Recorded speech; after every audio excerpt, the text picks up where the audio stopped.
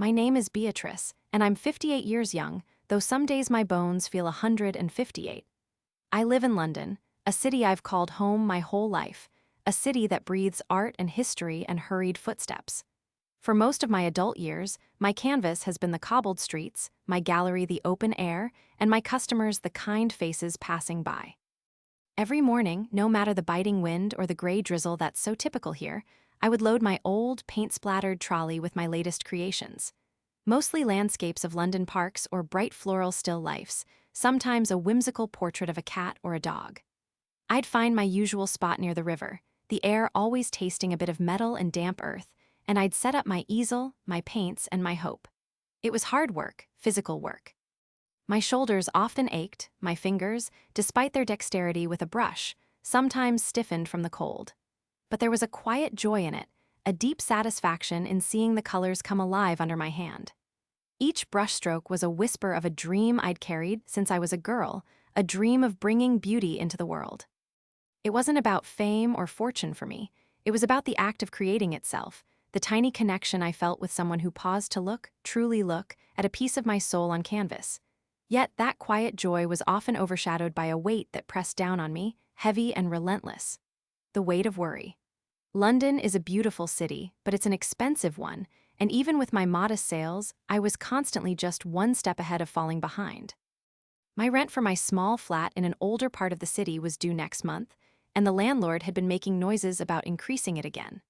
My old electric heater had started sparking ominously, and I knew it was only a matter of time before I had to replace it, a cost I simply could not afford.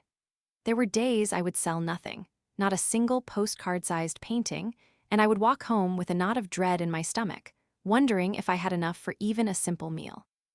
My internal nemesis was a constant, nagging voice, a persistent doubt that echoed in the quiet of my tiny flat late at night. "What are you doing, Beatrice?" It would whisper. "You're almost 60. Isn't it time to give up this folly? To find a proper job, a dependable income?" The truth was, my body wasn't built for physical labor anymore, and my skills were all tied up in these canvases.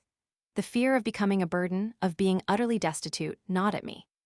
Sometimes I'd see younger artists with their bold, modern styles, drawing crowds with their quick sketches, and I'd wonder if my art was just old-fashioned, if I was simply invisible in this bustling, vibrant city. Still, I woke each morning, pushed the doubt aside, and started again. I tried to improve my situation, to be strategic. I'd experiment with new colors, bolder strokes, trying to capture the vibrant pulse of London in a way that might catch a few more eyes. I even started sketching small caricatures of pets for a quick £5, anything to make a few extra quid.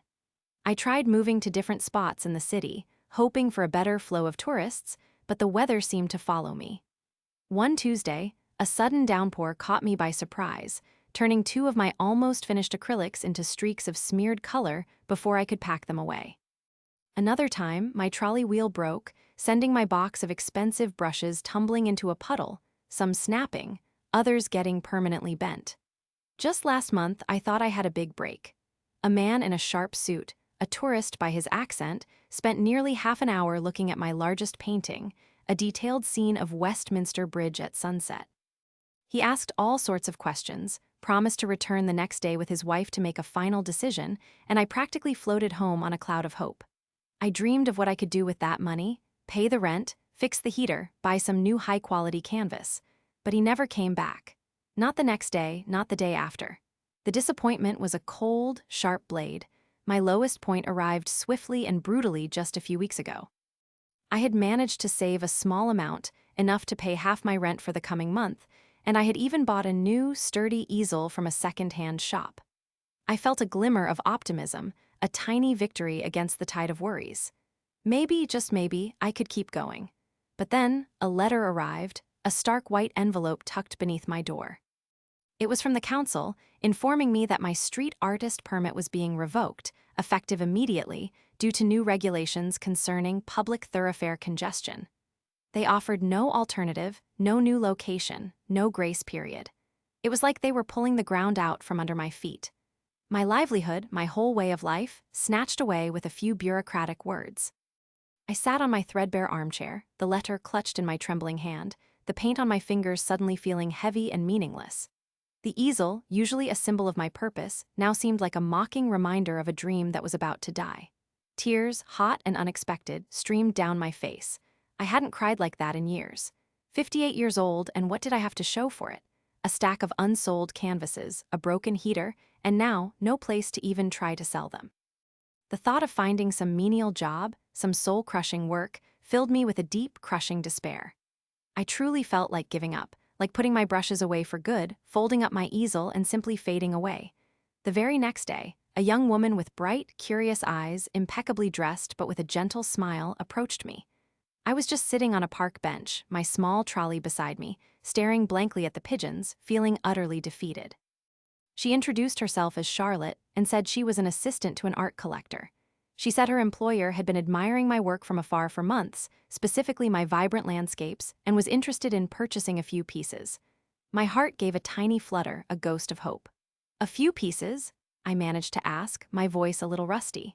She then said, in a calm, almost apologetic tone, that her client was actually interested in my entire existing collection.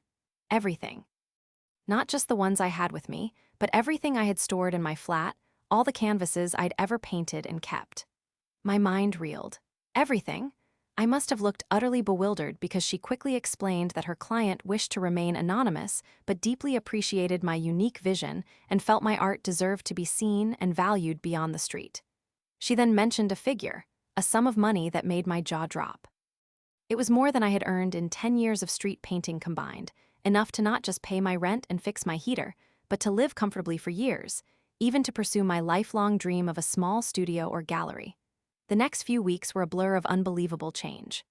Charlotte helped me organize the sale, ensuring every canvas, every sketch was carefully packed and transported.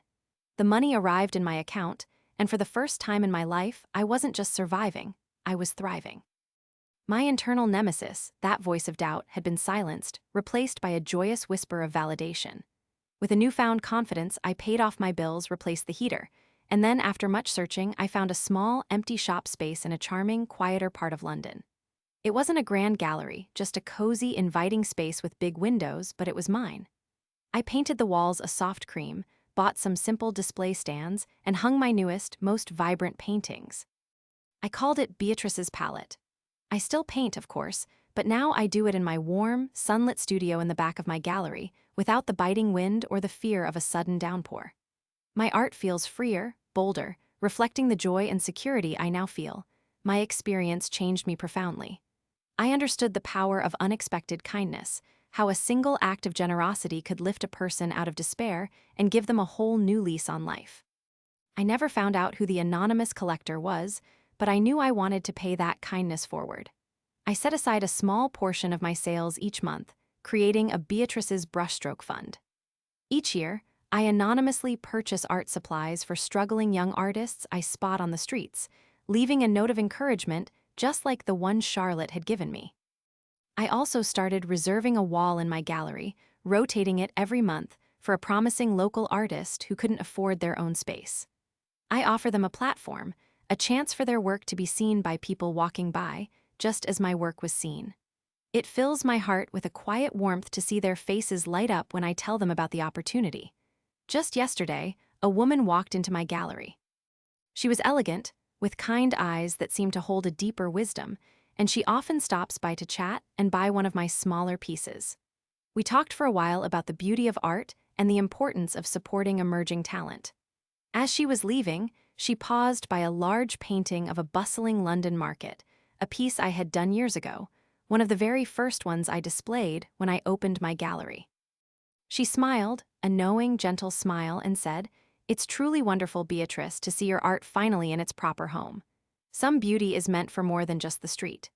She bought the painting, and as she left, I felt a familiar sense of warmth, a quiet connection that transcended words.